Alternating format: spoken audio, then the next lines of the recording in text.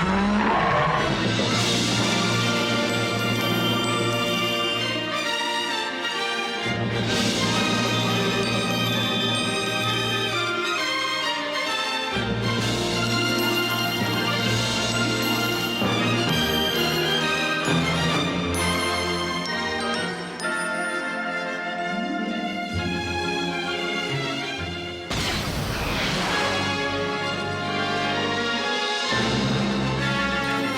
originally got interested in fantasy at a very early age. My parents were great cinema goers in the early days, in the 20s, and they used to take me to these unusual pictures like Metropolis, The Lost World, when I was about 3 or 4, and I think that started it.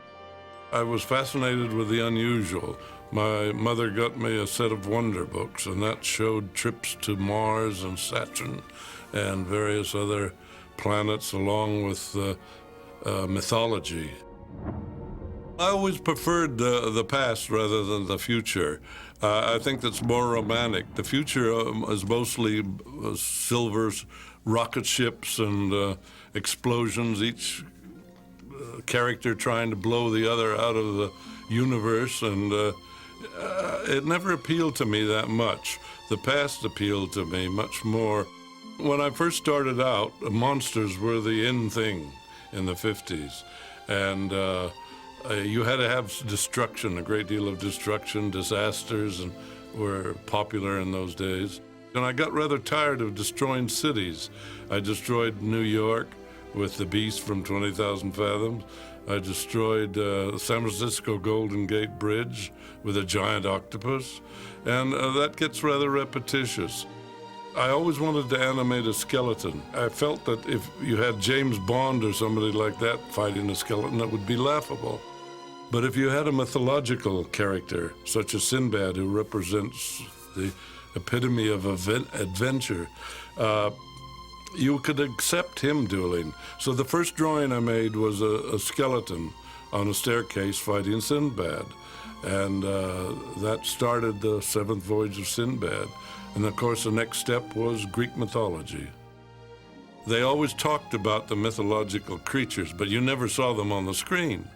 So I was determined to put these things on the screen, that you would see the Cyclops, and he wouldn't be just a Greek wrestler with an eye glued in the middle of his forehead.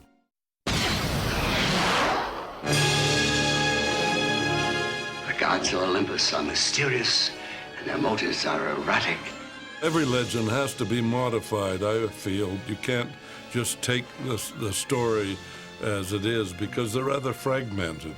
When Clash of the Titans came along, that was originally Beverly's basic idea, because he was a scholar of mythology. He lived in the Greek islands for a while, and he always wanted to put Perseus and Andromeda on the screen. So when he approached Charles and myself, we jumped at the idea. The creatures were incorporated in the story in the original legends. So I designed certain scenes and he wrote them in the script. Beverly had to tie them all together along with my drawings and concepts of new sequences so that the whole picture made sense and could hold an audience for an hour and a half. It was a great chance to put the best of mythology, I thought, on the screen.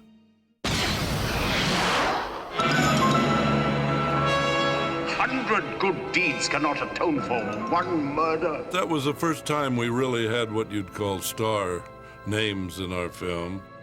Who else could play Zeus but Laurence Olivier? He has the authority, even though he was quite ill at the time. Destroy Argos! Then, of course, we had Claire Bloom, and we had Maggie Smith, who played Thetis. They all were beautifully cast. It was a delight to work with Burgess Meredith. He helped carry the picture along with his vitality, I think. Originally, they wanted a British actor, but then they didn't want the film to look all British, so they cast an American in the role, and Burgess fit the role perfectly. I think Harry Hamlin did a very good job. He had to work with these British actors, all very prominent in the show business world, and I think he did a wonderful job as Perseus. And Judy Bowker had that wonderful innocent character about her that fit the role of Andromeda.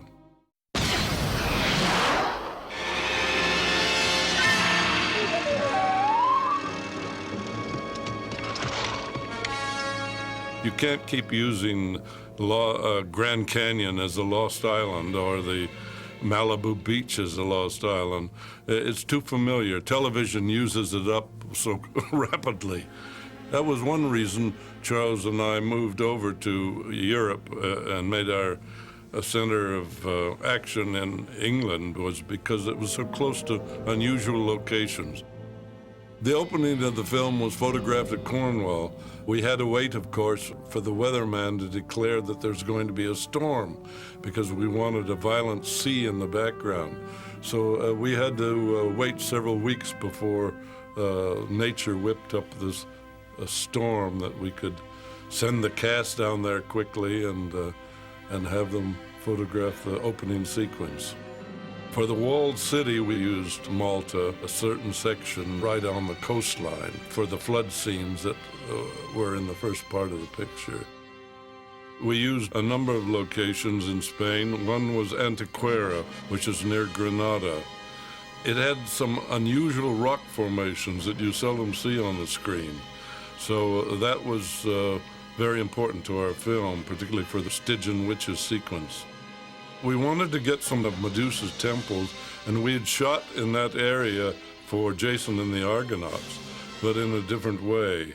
And so we went back to Paestum in southern Italy to shoot the Medusa sequence, the exteriors. And we used the temple as Medusa's lair, combined with some miniatures as well.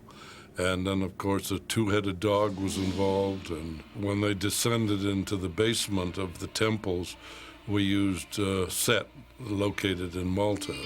So it all fit together quite well. The remainder of the film, after our location shooting, was shot, of course, at Pinewood Studios, where we had to stage parts of the flood sequence. We had to stage the interiors of all the temples, and along with mats and double exposures. But it was a delight to work there, and particularly a delight to go to all these exotic locations to get the proper atmosphere of the whole picture into that Greek period of which we were working.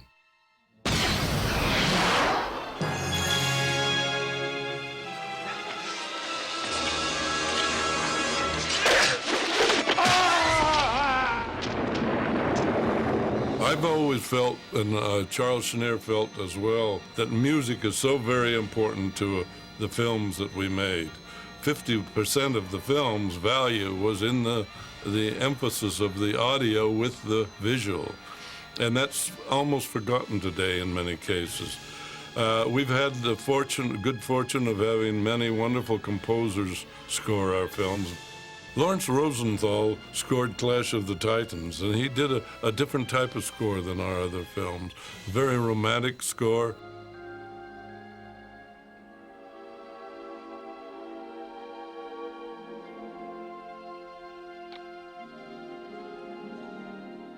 A wonderful sequence where they cross the river Styx.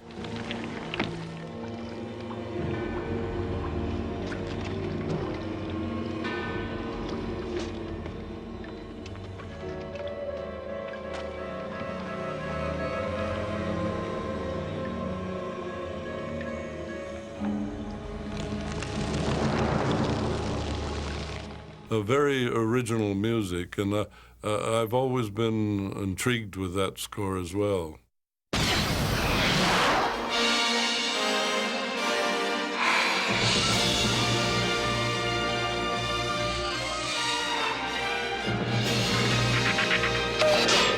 I get many fan letters from young people who say that our films influence their life, influence them growing up. And it's a delight to know that we made more than just an hour of entertainment. Dennis Muren and George Lucas and Steven Spielberg and Mr. Cameron, James Cameron, all say that our pictures, when they grew up, affected their wanting to get into the film business. So I'm grateful that our pictures have influenced this snowball. I was so highly influenced by Willis O'Brien, and of course by Gustave Doré as well, who was a French illustrator. And now I see the snowball moving on, accumulating more, and finally there's so many people today in the special effect field that have grown up on our films and feel, they write me and tell me that it affected them enormously.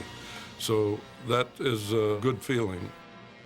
The cinema was made for fantasy rather than normal type of stories, mundane stories.